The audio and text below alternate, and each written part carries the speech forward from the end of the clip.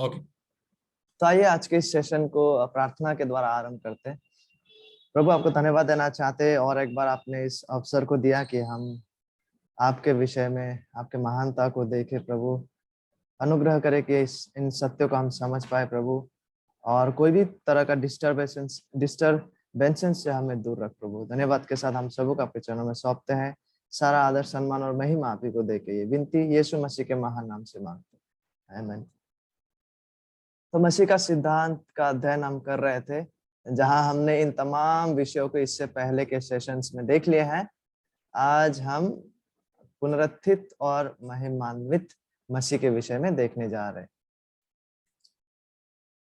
जिसमें सबसे पहला विषय जो है यह है यीशु मसीह के पुनरुत्थान के बाद। क्योंकि पिछले बार जब हम लोगों ने मसीह के सिद्धांत को देखे थे, हम प्रभु यीशु मसीह के पुनरुत्थान को देखे थे। तो आज पुनरुत्थित और महिमान्वित मसीह के बारे में जो सबसे पहले विषय है वो है प्रभु यीशु मसीह का स्वर्गारोहण और उसका पुनरुत्थित मसीह को महिमान्वित किया जाना, एक्सॉल्टेशन जिसे कहते हैं। और आज ज्यादातर सर्वेक्षण ही होने जा रहे हैं। किसी निर्दिष्ट सिद्धांत को हम डिटेल्स में नहीं देखने जा रहे हैं, और प्रभु का अगर इच्छा हुआ तो कभी इन फ्यूचर हम ये जो विशेष करके अंत के दिनों पे जो सिद्धांत है उसको डिटेल्स में देख सकते हैं। और ये स्वर्गारोहण और पुनरुत्थित मसीह को महिमान्वित किया जाने का अर्थ क्या है? स्वर्गारोहण जो है, जिसको एसेंशन भी कहते हैं, मनुष्य के शारीरिक आंखों के दृष्टि में, ठीक है, पृथ्वी से यीशु मसीह का डिपार्चर या प्रस्थान, और पुनरुत्थित महिमान्वित देह में स्वर्ग में स्वागत और पिता परमेश्वर के दाहिनी ओर विराजमान होना। यीशु मसीह जब इन तमाम विषयों को कर रहे होते हैं तो यहाँ पे पुनरुत्थित मसीह का स्वर्गारोहण और उसको महिमान्वित किया जाना शामिल है, जिसको हम शास्त्रों के द्वारा भी पुष्टि करेंगे। ठीक है, प्रेरितों का कार्य 1 अध्याय 9 से 11 तक आप पढ़ सकते हैं। मैं केवल एक ही पदों को आपके सामने लाता हूँ। यह कहकर, यह तब है यीशु मसीह जब पुनरुत्थित हो चुके हैं, उसके बाद वो शिष्य लोगों के साथ मिले, उसके बाद जब वो स्वर्ग को जा रहा था, उस क्षण की यह बात है। यह कहकर वो उनके देखते देखते, देखिए शिष्य लोग, जो लोग वहां गवाह थे पुनरुत्थित मसीह के, वो लोग अपने शारीरिक आंखों से इसे देख पा रहे थे। तो यीशु मसीह क्या हो रहा है, फिर देखते देखते उन लोगों के आंखों में, वो लोग जो गवाह थे, ऊपर उठा लिया गया और बादल ने उसे उनकी आंखों से छिपा दिया। तो एक ऐसा वास्तविकता है जहां यीशु मसीह जो है पुनरुत्थित यीशु मसीह जो है वो प्रस्थान हो रहे हैं, मतलब डिपार्ट कर रहे हैं पृथ्वी से। लोग इसे देख पा रहे हैं शारीरिक आंखों से, और आखिरकार वो स्वर्ग में उठा लिया जाते। पवित्र शास्त्र पुनरुत्थित मसीह का स्वर्गारोहण का सच्चाई को सिखाता है, जिसे अभी अभी हमने पदों पे देखे हैं। और ये बहुत ही महत्वपूर्ण है, ना ही केवल प्रभु यीशु मसीह का स्वर्गारोहण, लेकिन साथ ही साथ उसका एक्सॉल्टेशन, उसको महिमा दिया जाना, पिता का दाहिने हस्त में विराजमान किया जाना। क्योंकि ये तमाम जो सच्चाई है वो यीशु मसीह के सर्वश्रेष्ठता से संबंधित है। आइए इन पदों को पढ़ते हैं, इस वास्तविकता से जो संबंध रखते हैं। प्रेरितों का कार्य 2 अध्याय 32 से 36 पद। इसी यीशु को, ये विशेषकर ये सच्चाई जो है, इसे पत्रस प्रचार कर रहा होता है, तो इन तमाम सत्य का वो जिक्र करते हैं, इन तमाम शास्त्र सम्मत सत्य का अपने प्रचार में। तो पढ़ते हैं इन पदों को।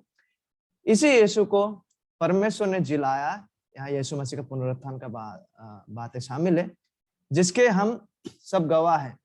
इस प्रकार परमेश्वर के दाहिने हाथ, देखिए वो क्या होता है, स्वर्ग में ले जाने के बाद परमेश्वर के दाहिने हाथ से सर्वोच्च पद यीशु मसीह पाते हैं, पाकर और पिता से वो पवित्र आत्मा प्राप्त करके, जिसकी प्रतिज्ञा की गई थी, उसने वो उंडेल दिया है जो तुम देखते और सुनते हो। क्योंकि दाऊद तो स्वर्ग पर नहीं चढ़ा, परंतु वह आप कहता है, प्रभु ने मेरे प्रभु से कहा, मेरे दाहिने बैठ, एक्सॉल्टेशन ऑफ जीसस क्राइस्ट, जब तक कि मैं तेरे बैरियों को तेरे पांव तले की चौकी ना कर दूं। और 36वां पद हमसे कहता है, अतः अब इजराइल का निश्चित रूप से जान ले कि परमेश्वर ने उसी यीशु को, जिसे तुमने क्रूस पे चढ़ाया, उसे स्थित करके उसको स्वर्ग में विराजमान करवा के प्रभु भी ठहराया, और प्रभु के साथ साथ मसीह भी।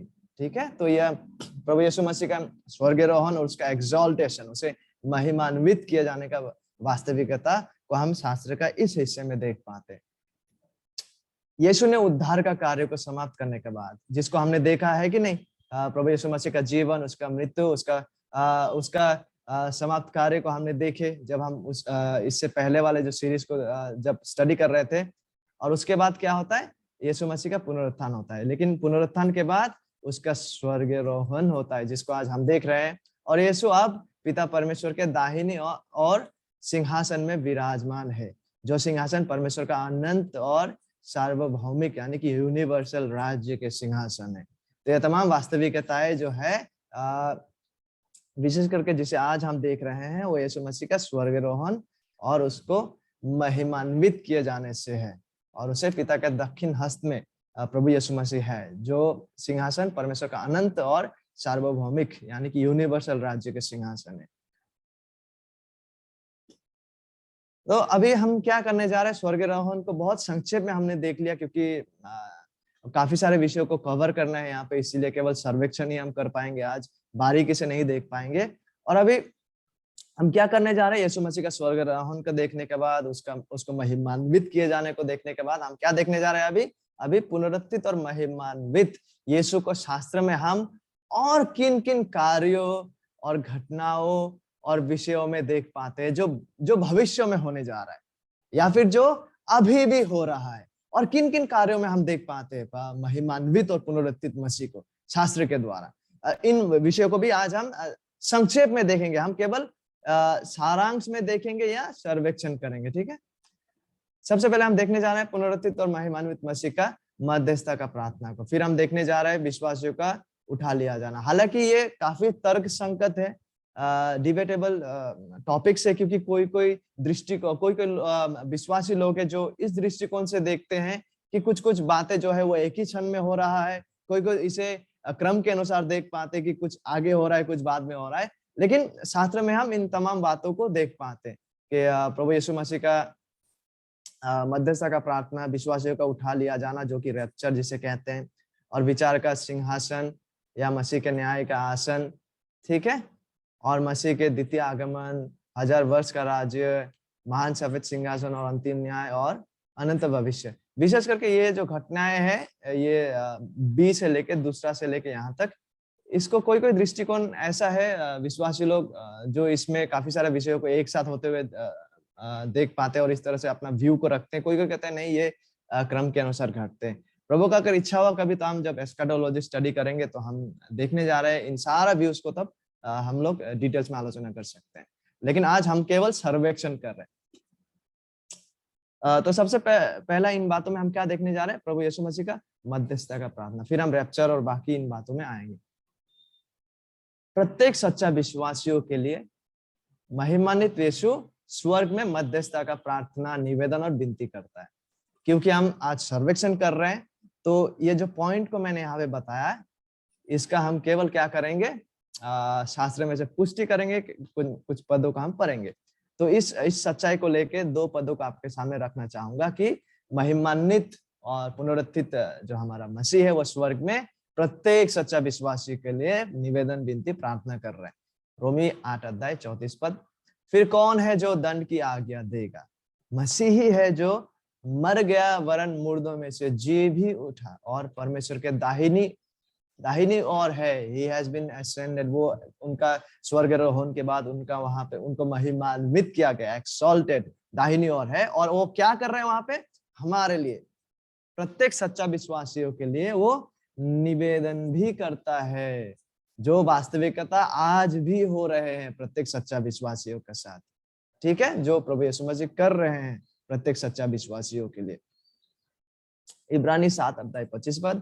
इसीलिए जो उसके द्वारा परमेश्वर के पास आते हैं, जो यीशु मसीह के द्वारा, यीशु मसीह में विश्वास करने के द्वारा परमेश्वर के पास आते हैं, वो उनका पूरा उद्धार कर सकता है, क्योंकि वह उनके लिए, देखिए स्पेसिफिक, किनके लिए? जो उनके द्वारा, जो सच्चा विश्वासी है, जो मसीह में विश्वास के द्वारा परमेश्वर के पास आते, केवल उनके लिए ऐसा नहीं कि सबके लिए, उनके लिए स्पेसिफिकली यहाँ कहा गया, उनके लिए। किसके लिए? जो यीशु मसीह के द्वारा, जो मार्ग सत्य जीवन होने का दावा यीशु करते हैं, इस सच्चाई को विश्वास करने के द्वारा जो पिता के पास आते हैं मसीह में विश्वास के द्वारा, उनके लिए यीशु मसीह क्या है? विनती करने को सर्वदा जीवित है। तो यीशु मसीह पुनरुत्थित और महिमान्वित प्रभु यीशु मसीह क्या कर रहा है? वो प्रत्येक विश्वासियों के लिए वो निवेदन, विनती, प्रार्थना कर रहा है। और रैप्चर से लेके अनंत भविष्य का जो वास्तविकताएं है, इन घटनाओं का क्रम, कोई कोई ऐसे हैं जो 1000 वर्ष का जो बात को हम प्रकाशित वाक्य 20 अध्याय में पाते, इसे रूपक के अर्थ में देखते हैं। रूपक मतलब वो वास्तविक 1000 वर्ष नहीं है, लेकिन आज ही वो 1000 वर्ष पूरा हो रहे हैं। और बाकी सारे जो तमाम घटनाएं, जैसे मसीह का द्वितीय आगमन, विश्वासियों का और अविश्वासियों को जिलाया जाना, और मसीह का न्याय का आसन, महान सफेद सिंहासन का वास्तविकता, अंतिम न्याय, नई आकाश और नई पृथ्वी, ये तमाम घटनाएं हैं, इसे एक ही बार होते हुए वो लोग इस व्यू को लेते हैं और कहते हैं कि ये सारा वास्तविकताएं जो है वो एक ही क्षण में हो रहे हैं। लेकिन हालांकि तीन मेजर व्यू से अंत के दिनों का शिक्षा को लेकर बाइबल के अनुसार, लेकिन मैं दो ही बातों को यहाँ रख रहा हूँ, क्योंकि दो जो व्यूज है उनका दृष्टिकोण लगभग इसी प्रकार का है। वो इन तमाम घटनाओं को एक बार में होते हुए देख पाते हैं और उनके लिए 1000 वर्ष वास्तविक नहीं है, इसलिए मैंने उन दो कैंप को एक तरफ रखे। और दूसरा तीसरा एक जो कैंप है वो इसे क्रम के अनुसार देख पाते हैं कि विश्वासियों का मतलब ये सारा वास्तविकता है जो है वो समय के अनुसार हो रहा है, एक ही क्षण में नहीं। ठीक है, तो पहला दूसरा व्यूज को एक तरफ रखते हैं, जिसके बारे में यहाँ पे मैंने बातें की है। ये पहला दृष्टिकोण, ये किस रूप से देखते हैं उसका संक्षिप्त विवरण यहाँ पे है। यहाँ पे दो कैंप्स आते हैं जिसको पोस्ट मिलेनियल्स कहते हैं और आ मिलेनियल्स कहते हैं। ये थियोलॉजिकल शब्द है। प्रभु का इच्छा हुआ तो कभी हम लोग अंत के दिनों का स्टडी करेंगे तो बारीकी से देखेंगे, लेकिन आज हम डिटेल्स में नहीं जाएंगे, केवल संक्षेप में देखने जा रहे हैं। तो कलीसिया का जो युग है, हमारा जो युग है, जब कलीसिया स्थापित हुए उसके बाद जो समय चल रहा है, चर्च एज, इस तरह से देखते हैं कि वो प्रकाशित वाक्य 20 अध्याय 1 से 6 पद का जो 1000 वर्ष है वो वास्तविक 1000 वर्ष नहीं, वो आज ही वो पूरा हो रहा है कलीसिया का युग में। फिर वो देखते हैं कि मसीह का द्वितीय आगमन होगा उसके बाद, और बाकी सारे बातें जिनको मैंने कहा था वो सारे बातों को लोग यहीं पे देख पाते हैं। ये सारा बातें को जिसका जिक्र को मैंने यहाँ पे किया था, ये सारा बातें जो है, ये सारा सच्चाई एक ही बार इस समय घट रहा है। कब? यीशु मसीह के द्वितीय आगमन के समय। इस दृष्टिकोण से वे देखते हैं। फिर अनंत स्थिति और अनंत राज्य शुरू हो जाते हैं। और यहाँ पे दो कैंप्स शामिल है, पोस्ट मिल और आमिल। उसके बाद जो कैंप इन सच्चाइयों को क्रम के अनुसार देखते हैं, वो लोग ऐसा रखते हैं कि ये कलीसिया का युग है। हालांकि इन कैंप्स के अंदर ही थोड़ा थोड़ा छोटा छोटा विभाजन है, लेकिन मुख्य रूप से ब्रॉडली स्पीकिंग मुख्य रूप से ये तीन ही कैंप्स है। और ये कलीसिया का युग है, इस तरह से देखते हैं। और कलीसिया का युग समाप्त होने के बाद जो है इस समय में रैप्चर होने जा रहा है। इस दृष्टिकोण से देखते हैं। रैप्चर मतलब विश्वासियों को हवा में उठा लिया जाएगा, हम मसीह के साथ मिलेंगे। फिर 7 साल का महाक्लेश होगा। उसके बाद इस समय में महाक्लेश के बाद यीशु मसीह का द्वितीय आगमन यहाँ होने जा रहा है। और ये जो क्षण है रैप्चर के समय, क्या होगा? प्रत्येक विश्वासी लोग जो इस समय तक थे, जो जीवित है या जो पहले मर भी चुके, वो यहाँ पे जिलाया जाएगा, हमें पुनरुत्थित देह दिया जाएगा, हम मसीह के साथ बादलों में मिलेंगे। फिर 7 सालों का यहाँ महाक्लेश होगा। फिर हम मसीह के साथ यहाँ पे लौट के आएंगे मसीह के द्वितीय आगमन में। फिर क्या होगा? 1000 वर्ष का समय, 1000 वर्ष के लिए इस पृथ्वी में यीशु मसीह यरूशलेम से होकर दाऊद के सिंहासन में बैठ के वो राज्य करेंगे। उसके बाद क्या होने जा रहा है? महान सफेद सिंहासन का विचार न्याय होने जा रहा है। ठीक है, जहां पे अविश्वासियों को भी जिलाया जाएगा, लेकिन केवल विचारित करने के लिए। उसके बाद ये महान सफेद सिंहासन का विचार के बाद क्या होने जा रहा है? परमेश्वर नई स्वर्ग और नई पृथ्वी को लाने जा रहा है। फिर अनंत स्थिति शुरू होने जा रहा है। ठीक है, आई होप हम कम से कम कुछ समझ रहे हैं। तो रैप्चर के बारे में बात करें, और मैं मुख्य रूप से इसी दृष्टिकोण को आज शेयर करूंगा ताकि हम ये स्पेसिफिक निर्दिष्ट वास्तविकता को समझे कि ये क्या है, जैसे रैप्चर क्या है, कम से कम सर्वेक्षण के द्वारा, और ये 1000 वर्ष क्या है, इन पदों को आपके सामने रखना चाहूंगा। तो इसी दृष्टिकोण को लेकर मैं इन बातों को आपके सामने रखना चाहूंगा, और प्रभु का इच्छा हुआ तो जैसे मैंने कहा पहले भी, इन सारा जो कैंप्स का व्यू से दृष्टिकोण है उन्हें कभी फ्यूचर में हम स्टडी कर सकते हैं एक साथ। तो रैप्चर के बारे में स्टडी करते हैं, विश्वासियों का उठा लिया जाना, ये जो है इसी को रैप्चर कहते हैं, उठा लिया जाना। मारा गया और जीवित विश्वासियों, मारा गया मतलब जो नूह के टाइम से जो विश्वासी लोग है वो विश्वासी लोग, और जीवित विश्वासी जो कलीसिया का अंत के मतलब रैप्चर से पहले तक जो जीवित रहेंगे, को क्या होगा उस समय रैप्चर में? पुनरुत्थित और महिमान्वित देह में हमें स्वर्ग में इकट्ठा किया जाएगा उस समय, पुनरुत्थित देह में, ठीक है, महिमान्वित देह में।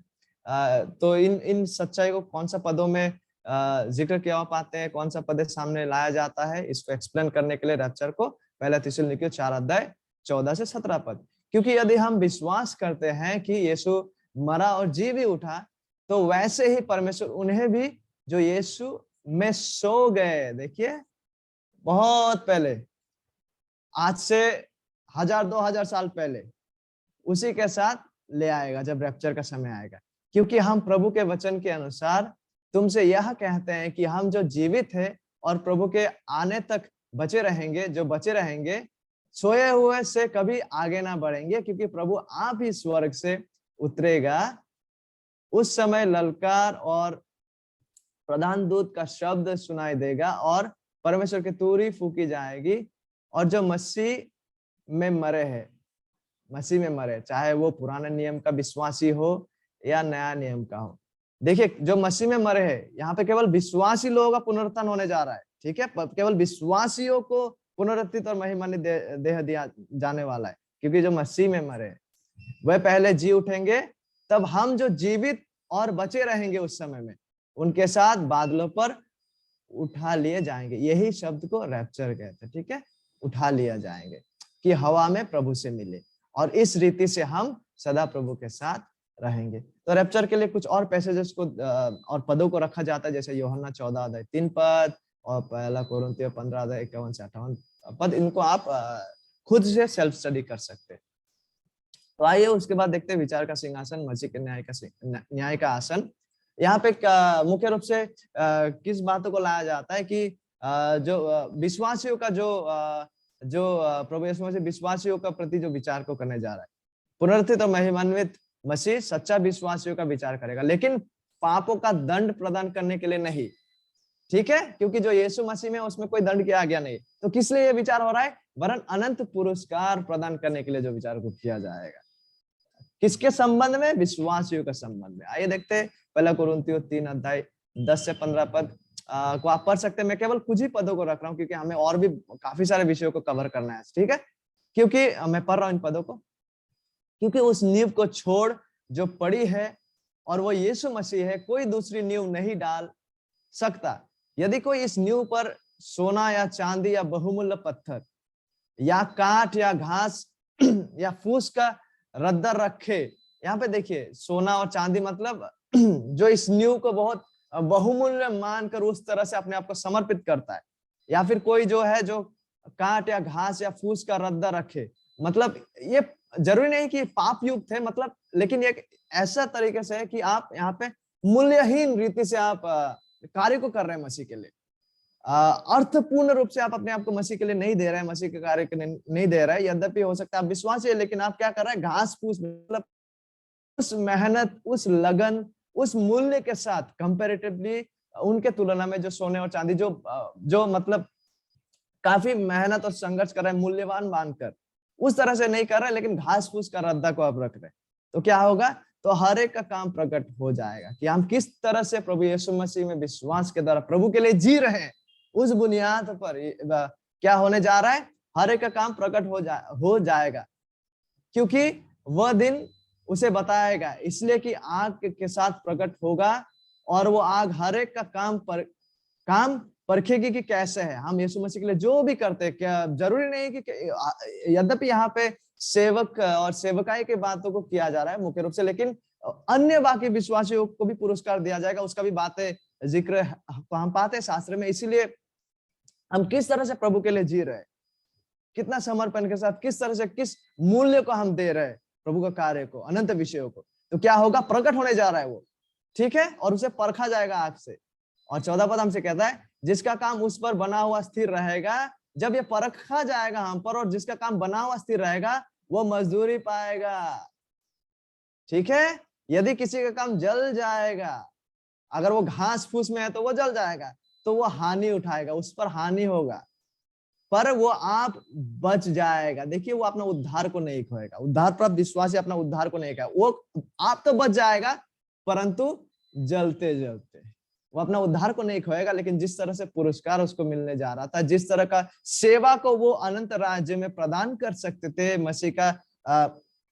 मसीह जब राज्य को, उनका राज्य को स्थापित करने जा रहे हैं, तो वो उपयुक्तता में हो सकता है कि बहुत सारा उसको वैसा अवसर ना मिले, ठीक है, लेकिन वो खुद क्या है, जलते जलते वो बच जाएगा। और इसी पुरस्कार के विषय को लेकर आप जब मसीह न्याय करने जा रहा है, विश्वासियों का विचार करने जा रहा है, पाप का दंड देने के लिए नहीं, लेकिन पुरस्कार प्रदान करने के लिए, तो इसके लिए, इस संबंध में आप 2 कोरिन्थियों 5:10 को भी खुद से पढ़ सकते हैं। विश्वासी लोग इस देह और जीवन में, जिस देह में हम है, जिस जीवन में हम है, मैं मसीह और उसके महिमा के लिए जो करता है, देखिए परमेश्वर के मूल्यांकन में उसका अनंत प्रभाव है, ठीक है। इसलिए किसी ने ऐसा कहा था कि एक ही जीवन है, वो भी बहुत जल्द बीत जाएगा, लेकिन जो मसीह के लिए, मसीह पे निर्भरशील होकर मसीह के महिमा के लिए किया जाता है शास्त्र सम्मत रीति से, वही अनंत काल के लिए बना रहेगा। वही वो सच्चाई है जिसको सोने और चांदी में बनाया गया है, ठीक है। तो हम इन बातों को गंभीरता से ले, क्योंकि परमेश्वर के मूल्यांकन में उसका अनंत प्रभाव पड़ने जा रहा है। हालांकि हम उद्धार को नहीं खोएंगे, लेकिन हम अपना पुरस्कार, बहुत सारा पुरस्कारों को जो है, अगर हमारा काम जल जाते हैं तो उस तरह से हमें पुरस्कार ना भी मिल सकता है। इसका अर्थ यह नहीं है कि हम सब पासवान और अगुए बन जाए, बिल्कुल भी नहीं, वरन क्या हम सकेत फाटक से प्रवेश करके संकीर्ण मार्ग पर परमेश्वर के वचन के अनुसार अपना जीवन जी रहे हैं, यह मायना रखता है। क्या कि क्या हम वाकई में सकेत फाटक से प्रवेश किया है, क्या हम वाकई में संकीर्ण मार्ग पर परमेश्वर के वचन के अनुसार अपना जीवन को जी रहे हैं, क्या हम इस पृथ्वी में ना नमक और ज्योति के नहीं चल रहे हैं, क्या हम अपने अपने दिए गए जिम्मेदारियों को परमेश्वर पर निर्भरशील होकर उसके महिमा के लिए कर रहे हैं, ठीक है। तो ये सारा वास्तविकता इससे जुड़ा हुआ है, और प्रभु हमें सहायता करे कि हम उनके दिए गए जिम्मेदारी और उनके अनुग्रह में सकेत फाटक से प्रवेश कर उस संकीर्ण मार्ग पर प्रभु के अनुग्रह में उसको महिमा लाते हुए, ताकि हम अपना जीवन को जिए विश्वसनीय रूप से और शास्त्र सम्मत रीति से। और इसके बाद जो घटना जहाँ पे हम पुनरुत्थित और महिमान्वित मसीह को देख पाते हैं, वो है उनका द्वितीय आगमन, ठीक है। यीशु इस पृथ्वी पर ईश्वरीय महिमा और सामर्थ्य और अधिकार में लौट कर आएंगे, विशेषकर पवित्रता और धार्मिकता पूर्वक न्याय करने, और हम जो लोग 1000 वर्ष में विश्वास करते हैं, इसके बाद 1000 वर्ष को स्थापित करने के लिए भी, ठीक है। तो मसीह का द्वितीय आगमन जब होगा, तो मुख्य रूप से क्या होने जा रहा है, वो पवित्रता और धार्मिकता पूर्वक वो न्याय करने जा रहा है, जिन बातों को हम यहाँ देख पाते हैं। मत्ती 24 अध्याय 3 पद। जब वो जैतून पहाड़ पर बैठा था, तो चेलों ने एकांत में उसके पास आकर कहा, हमें बता कि ये बातें कब होगी, तेरे आने का, यानी कि यीशु मसीह का द्वितीय आगमन का, और जगत के अंत का क्या चिन्ह होगा। तो यीशु मसीह इन तमाम बातों को बताते हैं। मत्ती 24 में, मत्ती 25 में हम जब पढ़ते हैं, इन बातों को पाते हैं। और केवल कुछ ही पदों को आपके सामने रखे। मत्ती 24 अध्याय 30 पद में हम देख पाते हैं, तब मनुष्य के पुत्र का चिन्ह आकाश में दिखाई देगा, और तब पृथ्वी के सब कुलों के लोग छाती पीटेंगे और मनुष्य के पुत्र को बड़ी सामर्थ और ऐश्वर्य के साथ आकाश के बादलों पर आते देखेंगे, ठीक है। तो प्रभु यीशु मसीह का द्वितीय आगमन देखिए कैसा होने जा रहा है। मनुष्य के पुत्र को बड़ी सामर्थ और ऐश्वर्य के साथ आकाश के बादलों पर आते देखेंगे। और क्या और होने जा रहा है उस समय, हम जब प्रकाशित वाक्य को पढ़ते हैं हम देख पाते हैं। प्रकाशित वाक्य हमसे ऐसा कहता है 19 अध्याय में, यूहन्ना के द्वारा लिखा गया प्रकाशित वाक्य। फिर मैंने स्वर्ग को खुला हुआ देखा और देखता हूं कि एक सफेद घोड़ा है और उस पर एक सवार है जो विश्वास योग्य और सत्य कहलाता है। यीशु मसीह का जिक्र किया जा रहा है उसका द्वितीय आगमन के संबंध में। और वह धर्म के साथ न्याय और युद्ध करता है। उसकी आंखें आग की ज्वाला है और उसके सिर पर बहुत से राजमुकुट है। उस पर एक नाम लिखा है जिसे उसको छोड़ और कोई नहीं जानता। वह लहू छिड़का हुआ वस्त्र पहने है और उसका नाम क्या है, परमेश्वर का वचन।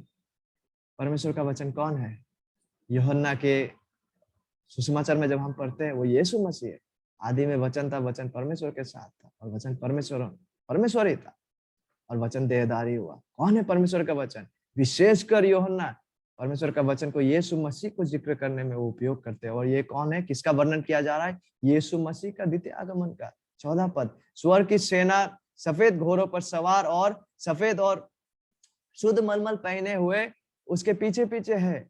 जाति जाति को मारने के लिए उसके मुंह से एक चोखी तलवार निकलती है। जाति जाति ये सारा जो अविश्वासी लोग है, वो सारा जो लोग जो प्रभु यीशु मसीह के खिलाफ, यीशु मसीह को नकारते हुए उसके खिलाफ जो है युद्ध करने के लिए तैयार है, वे सारे यहाँ शामिल है, अपरिवर्तित अविश्वासी। फिर हम आगे देखते हैं, वो लोहे का, यानी कि पुनरुत्थित महिमान्वित यीशु मसीह उसके द्वितीय आगमन से वो लोहे का राजदंड लिए हुए उन पर राज्य करेगा और सर्वशक्तिमान परमेश्वर के भयानक प्रकोप की जलजलाहट की मदिरा को कुंड में दाख रौदेगा। उसके वस्त्र और जांघ पर यह नाम लिखा है। क्या लिखा है? राजाओं का राजा, प्रभुओं का प्रभु। कौन है यह प्रभु यीशु मसीह है। उनका द्वितीय आगमन का वर्णन यहाँ हो रहा है। ठीक है, तो यीशु मसीह का द्वितीय आगमन में हम क्या देख पाते हैं? यीशु इस पृथ्वी पर ईश्वरीय महिमा और सामर्थ और अधिकार में लौट कर आएंगे, विशेषकर पवित्रता और धार्मिकता पूर्वक न्याय करने। और फिर हम 1000 वर्ष का राज्य के विषय में भी जिक्र को देख पाते हैं, जो पुनरुत्थित और महिमान्वित यीशु मसीह से संबंध रखते हैं। और जब 1000 वर्ष का बात को किया जाता है, जिसका विशेष करके जिक्र हम प्रकाशित वाक्य 20 अध्याय 1 से 6 पद में देख पाते हैं। देखिए, केंद्र यह नहीं कि क्या 1000 वर्ष वाकई में होंगे। मुख्य रूप से बात वो नहीं है कि क्या वाकई में 1000 वर्ष होंगे। प्राथमिक विषय यह है, ठीक है, प्राथमिक विषय यह है कि क्या कोई ऐसा मध्यवर्ती या इंटरमीडिएट राज्य होगा, ठीक है, जो आज के युग और अनंत युग के बीच में है। बात इसमें मुख्य रूप से ये नहीं कि 1000 वर्ष होंगे, बात यह है कि क्या कोई ऐसा राज्य कभी होगा जो आज के ये समय, जिस समय में हम है, और जो अनंत राज्य आने वाला है परमेश्वर का, जिसमें कोई रोग, दर्द, दुख, तकलीफ, मृत्यु नहीं होगा। क्या वो समय, वो युग और आज के यह युग, इन दोनों युग के बीच में कोई मध्यवर्ती इंटरमीडिएट राज्य वाकई में होगा? सबसे पहले सवाल यह है, क्या शास्त्र में हम इस इशारा और इंगित को देख पाते हैं कि एक ऐसा मध्यवर्ती युग है जो आज का इस समय और उस समय वो अनंत राज्य जिसमें कोई मृत्यु नहीं होगा, निष्पाप जो राज्य है, उस राज्य और आज का राज्य से भिन्न है? क्या वाकई में शास्त्र में हम ऐसा मध्यवर्ती इंटरमीडिएट राज्य के बारे में जिक्र को देख पाते? प्राथमिक बात यह है। उसके बाद विषय यह है कि वो इंटरमीडिएट या मध्यवर्ती जो राज्य है वो कितने समय के लिए होगा, या कितने साल के लिए होगा, या कितना वर्ष के लिए होगा। देखिए, शास्त्र में ऐसा पद है जो ना केवल इस मध्यवर्ती इंटरमीडिएट राज्य के विषय में इशारा करता है, वरन साथ ही साथ यह भी कि एक राज्य ऐसा है जो आज के इस पतित संसार और आने वाला अनंत सिद्ध भविष्य से अलग है। उसका जिक्र को हम यशाया में जब पढ़ते हैं हम देख पाते हैं 65 में, और यशाया 11 अध्याय 6 से 12 को आप पढ़ सकते हैं। मैं कुछ पदों को ही पढ़ना चाहूंगा यहाँ पे। और पहले यशाया 65 अध्याय 20 पद, उसमें फिर ना तो थोड़े दिन का बच्चा और ना ऐसा बूढ़ा जाता रहेगा जिसने अपनी आयु पूरी ना की हो। क्योंकि जो लड़कपन यानी कि यूथ में मरने वाला है वो 100 वर्ष का होकर मरेगा। देखिए आज का यूथ किसको कहा जाता है? हम लोग जो एटलीस्ट जो टीनेज को पार कर गए, कम से कम 18-19 वर्ष युवक माना जाता है, 20-21-22 पर। लेकिन उस समय का यूथ का उम्र क्या होगा? 100 इयर्स। कोई 100 वर्ष का होगा तो उसको यूथ या लड़कपन का उम्र कहा जाएगा। और क्या होगा? परंतु पापी 100 वर्ष का होकर श्रापित ठहरेगा। जो 100 वर्ष का होके मारा जाएगा उसको पापी या श्रापित ठहराया जाएगा। तो उस समय यूथ का जो उम्र है वो एटलीस्ट 100 इयर्स। और जो 100 इयर्स में मरेगा, माने कि लोग इस नजर से देखेगा कि शायद ये श्रापग्रस्त पापी था इसलिए इतना जल्दी मारा गया। लेकिन वो ये सिचुएशन आज नहीं है। और ये अनंत राज्य भी नहीं है, क्योंकि अनंत राज्य में कोई मरेगा भी नहीं। So this is a time जहां पे यूथ 100 वर्ष का होगा। जो 100 वर्ष में मारा जाएगा उसको श्रापित माना जाएगा। मतलब कम से कम हमें जीना पड़ेगा 600-700 साल, 500 साल। सो ऐसा प्रतीत होता है इन पदों से। और ऐसे 11 अध्याय 6 से 12 पद में जब हम पढ़ते हैं, कुछ पदों को सिर्फ रख रहा हूं, आप बाकी का पदों को आप लोग सेल्फ स्टडी कर सकते हैं।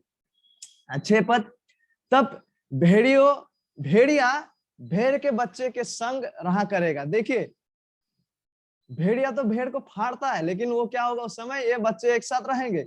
और चीता बकरी के बच्चे के साथ बैठा करेगा। डिस्कवरी में जब हम देखते हैं लाइव तो क्या होता है? चीता बकरी या फिर डियर किस तरह से वो घात लगाकर उनको चेस करते हैं, उनका पीछे दौड़ते हैं उनको खाने के लिए। लेकिन यहाँ पे क्या होगा? एक साथ बैठा करेगा।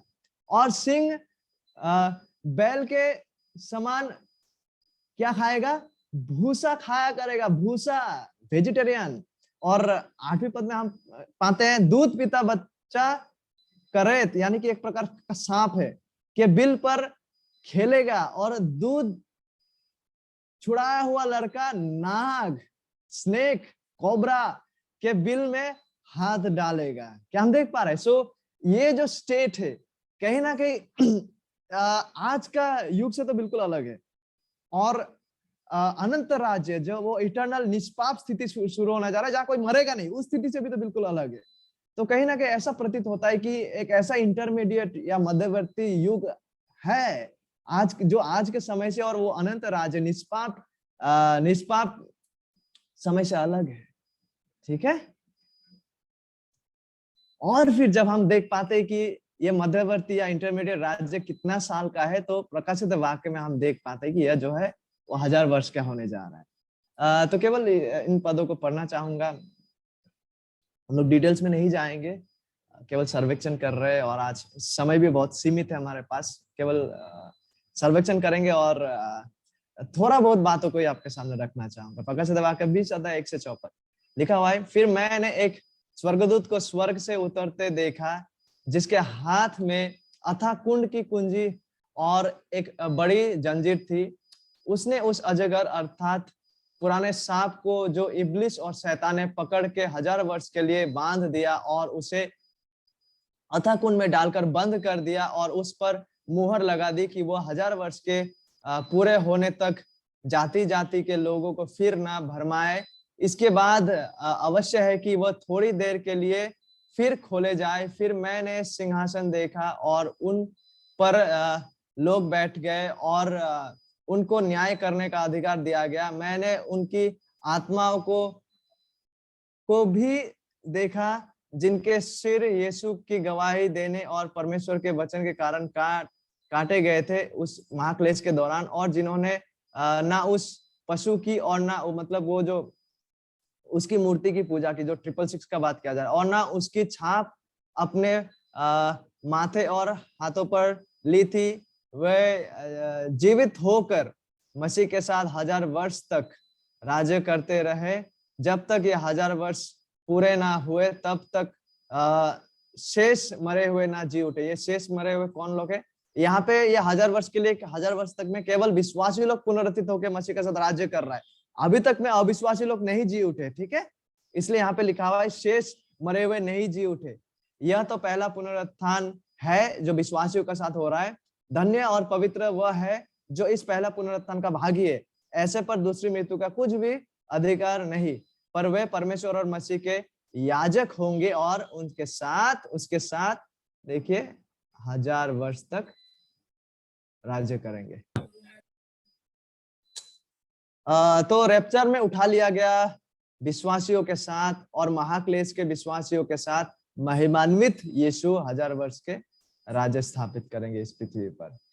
प्रकाशित वाक्य 20 में 6 बार 6 टाइम्स 1000 वर्ष का जिक्र किया गया है।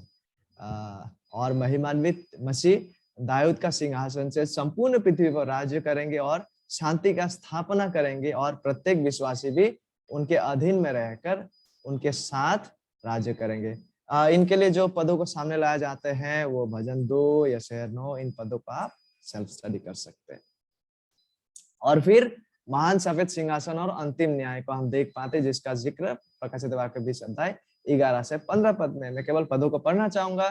फिर मैंने एक बड़ा सफेद सिंहासन और उसको जो उस पर, यह 1000 वर्ष के बाद घट रहा है, ठीक है, जो वो उस पर बैठा हुआ है देखा। उसके सामने से पृथ्वी और आकाश भाग गए और उनके लिए जगह न मिली। फिर मैंने छोटे बड़े सब मरे हुए को, अभी अविश्वासी लोग पुनरुत्थित किया जा रहा है 1000 वर्ष के बाद।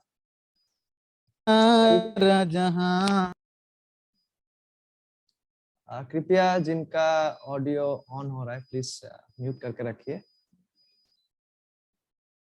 और यहाँ पे अविश्वासियों का पुनरुत्थान हो रहा है। अविश्वासियों को पुनरुत्थित किया जा रहा है, इसलिए नहीं पुरस्कार प्रदान करने के लिए नहीं, वरन पुनरुत्थित देह में, इन बॉडी एंड सोल, देह और प्राण में वो लोग जो है अनंत पीड़ा में प्रवेश करेंगे विचारित होकर। यही बात है यहाँ पे। फिर मैंने छोटे बड़े सब मरे हुए जो अविश्वासी लोग हैं, क्योंकि अविश्वासी लोग अभी तक पुनरुत्थित नहीं हुए थे, को सिंहासन के सामने खड़े हुए देखा, वो महान सफेद सिंहासन के सामने।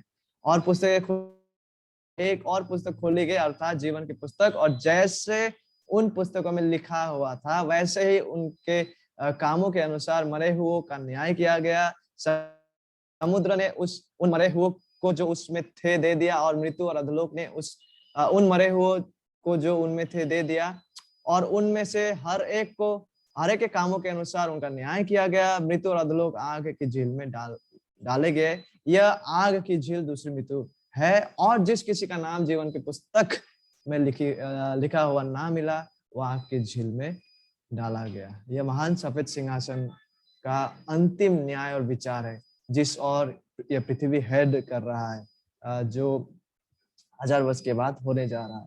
यदि हम प्रकाशित वाक्य का 19 अध्याय 20 अध्याय को क्रम अनुसार देखते हैं तो ये वो क्रोनोलॉजिकली ये घटनाएं घटने जा रहा है जिसमें पुनरुत्थित और महिमान्वित मसीह शामिल है, और वही इन सारे कार्यों को कर रहा है, न्याय करने का कार्य, ठीक है, और विश्वासियों को पुरस्कार देने का कार्य, 1000 वर्ष को स्थापित करने का कार्य। उसके बाद आते हैं क्रम अनुसार यदि हम देखते हैं तो अनंत भविष्य आते हैं। इसमें क्या होता है, इस संसार के इतिहास के अंत में परमेश्वर प्रत्येक सच्चा विश्वासियों को 1000 वर्ष के राज्य में इकट्ठा करेगा। यदि हम 1000 वर्ष को लिटरली लेते हैं वास्तविक अर्थ में, फिर क्या होने जा रहा है, उसके बाद प्रत्येक अविश्वासियों का अंतिम न्याय होगा, उन्हें भी पुनरुत्थित देह दिया जाएगा और उनका महान सफेद सिंहासन में अंतिम न्याय होगा। उसके बाद परमेश्वर प्रत्येक सच्चा विश्वासियों को उनके अपने पास नए आकाश और नए पृथ्वी में इकट्ठा करेंगे, जिस नए आकाश और नए पृथ्वी को परमेश्वर ने सृजा है। तो यह है अंतिम भविष्य, जब आखिरकार महान सफेद सिंहासन में फाइनल न्याय होने जा रहा है। उसके बाद परमेश्वर नई आकाश और नए पृथ्वी का निर्माण करेंगे, सृजेंगे। फिर वहां पे प्रत्येक सच्चा विश्वासियों को वो अपने साथ इकट्ठा करेंगे, जिनका सच्चाई को हम इन पदों में देख पाते हैं। कुछ पदों को पढ़ना चाहेंगे उस युग को लेकर, अनंत भविष्य, आनंदमय भविष्य जो विश्वासियों के साथ होने जा रहा है। फिर मैंने नए आकाश और नई पृथ्वी को देखा, क्योंकि पहला आकाश और पहली पृथ्वी जाती रही और समुद्र भी ना रहा। फिर मैंने पवित्र नगर नए यरूशलेम को स्वर्ग से परमेश्वर के पास से उतरते देखा। वह उस दुल्हन की समान थी जो अपने पति के लिए श्रृंगार किए हो। फिर मैंने सिंहासन में से किसी को ऊंचे शब्द से यह कहते हुए सुना, देख परमेश्वर का डेरा मनुष्य के बीच में है ये कब होने जा रहा है? अनंत भविष्य में, जब आखिरकार वो इटर्नल स्टेट शुरू होने जा रहा है। वो उनके साथ डेरा करेगा और वे उसके लोग होंगे और परमेश्वर आप उनके साथ रहेगा और उनका परमेश्वर होगा। वो उनकी आंखों से सब आंसू पोंछ डालेगा। परमेश्वर पोंछ डालेंगे प्रत्येक सच्चा विश्वासी का, जिनका आंखों में आंसू पोंछ डालेगा। और इसके बाद मृत्यु न रहेगी। उस इटर्नल स्टेट में क्या होगा? मृत्यु नहीं होगा, ना शोक होगा, कोई मरेगा नहीं, और शोक नहीं होगा, ना विलाप, ना पीड़ा रहेगी। पहली बातें जाती रही। जो सिंहासन पर बैठा था उसने कहा, देख मैं सब कुछ नया कर देता हूं। फिर उसने कहा, लिख ले, क्योंकि यह वचन विश्वास के योग्य और सत्य है। यदि आप सोच रहे हैं ये काल्पनिक है, you are so dead wrong, because the scripture says, लिख ले, बिकॉज ये बातें, ये वास्तविकता है जो एक दिन घटने जा रहा है। यह वचन विश्वास के योग्य और सत्य है। और इटर्नल स्टेट को, अनंत स्थिति और अनंत भविष्य को लेकर फिर प्रकाशित वाक्य 21 अध्याय, इन पदों में हम देख पाते हैं। मैं केवल कुछ ही पदों को रखा हूं, ठीक है? आप चाहे तो इन सारा पदों को भी पढ़ सकते हैं 27 तक। 12 फाटक 12 मोतियों के थे। एक एक फाटक एक एक मोती का बना था। नगर की सड़क स्वच्छ कांच के समान शुद्ध सोने की थी। देखिए, सोने का होने जा रहा है सड़क। मैंने उसमें कोई मंदिर ना देखा, क्योंकि सर्वशक्तिमान प्रभु परमेश्वर और मेमना, हमारा पुनरुत्थित और महिमान्वित मसीह वहां पे शामिल है। क्योंकि सर्वशक्तिमान प्रभु परमेश्वर और मेमना उसका मंदिर है। उस नगर में सूर्य और चांद के उजियाला की आवश्यकता नहीं, क्योंकि परमेश्वर का तेज, परमेश्वर का महिमा से उसमें उजियाला हो रहा है। और पुनरुत्थित महिमान्वित मसीह मेमने उसका दीपक है। क्या हम देख पा रहे हैं? आखिरकार जब वो अनंत भविष्य शुरू होने जा रहा है, इटर्नल स्टेट शुरू होने जा रहा है, परमेश्वर किस तरह से सारे विषयों को रूपांतरित करने जा रहा है। और इमेजिन, मैं कभी कभी जब इन सत्य को सोचता हूँ और इन पे मनन करने लगता हूँ, धारणा से बाहर का आनंदमय परिस्थिति होने जा रहा है। मतलब इस आनंद भरा परिस्थिति को हम आज के कुछ भी विषयों के साथ तुलना ही नहीं कर सकते। इतना आनंदमय स्थिति होने जा रहा है जब हम मसीह के साथ तब रहने जा रहे हैं अनंत काल के लिए। आइए और कुछ पदों को पढ़ लेते हैं। प्रकाशित वाक्य 22 अध्याय 3 से 6 पद। फिर श्राप ना होगा, उस समय में कोई श्राप ना होगा। और परमेश्वर और देखिए, फिर पुनरुत्थित महिमान्वित मसीह मेमने का सिंहासन उस नगर में होगा और उसके दास उसकी सेवा करेंगे। हम लोग वे उसका मुंह देखेंगे और उसका नाम उनके माथों पर लिखा हुआ होगा। फिर रात न होगी उस समय, और उन्हें दीपक और सूर्य के उजाला की आवश्यकता ना होगी, क्योंकि प्रभु परमेश्वर उन्हें उजाला देगा और वे युगन युग, प्रत्येक सच्चा विश्वासी लोग युगन युग राज्य करेंगे। फिर उसने मुझसे कहा, ये बातें विश्वास के योग्य, फिर से यही बातें, ये विश्वास के योग्य और सत्य, जब हम परमेश्वर के साथ होंगे उसके अनंत राज्य में, जिसका वर्णन को हम अभी देख लिए हैं। और परमेश्वर का सिंहासन में वो विराजमान होंगे, हम उनकी सेवा करेंगे, उनकी आराधना करेंगे। उस समय उजियाला की आवश्यकता नहीं होगा, क्योंकि परमेश्वर का महिमा उजियाला प्रदान करेंगे और स्वयं पुनरुत्थित महिमान्वित मसीह जो मेमना है वो हमारा दीपक होगा और हम उनके साथ युग न युग राज्य करेंगे। और ये सारा सच्चाई जो है, ये विश्वास के योग्य सत्य बातें हैं। तो इन बातों को मद्देनजर रखते हुए कुछ महत्वपूर्ण रिफ्लेक्शंस के तौर पर, ताकि हम आज इन बातों को ध्यान में रखते हुए अपने लिए कुछ आज इस जीवन को जीते हुए और उस अनंत इटर्नल स्टेट जब मसीह लौट के आएगा उनके साथ हम रहेंगे, इन सारा बातों को सोचते हुए कुछ महत्वपूर्ण निहितार्थ और एप्लीकेशन की बातों के बारे में भी आज हम सोचे और रिफ्लेक्ट करें, जिसका जिक्र हम पहला पत्रस 1 अध्याय 3 से 7 पदों में भी देख पाते हैं। हमारा प्रभु यीशु मसीह के परमेश्वर और पिता का धन्यवाद हो, जिसने यीशु मसीह के मरे हुए में से जी उठने के द्वारा अपनी बड़ी दया से हमें जीवित आशा के लिए नया जन्म दिया, अर्थात एक अविनाशी और निर्मल और अजर मीरास के लिए जो तुम्हारे लिए स्वर्ग में रखी है। क्या हम देख पा रहे हैं?